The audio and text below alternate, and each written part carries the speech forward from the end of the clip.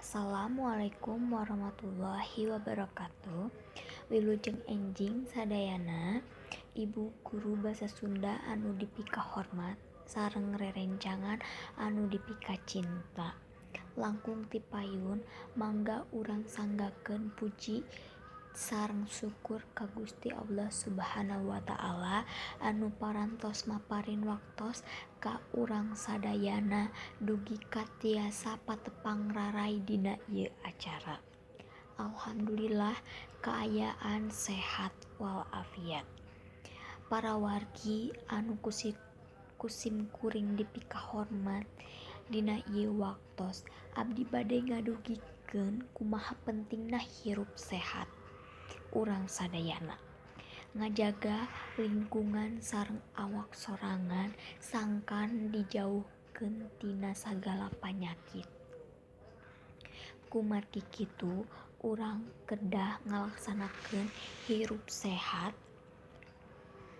sadinten ku cara anu sehat.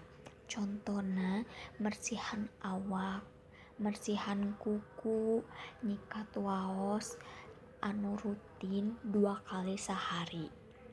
Eta contoh hirup anu sehat. Contona anu sanes nyaeta urang kedah micen sampah pada tempatna, nyiduh ulah di mana wae, batuk atanampi bersin.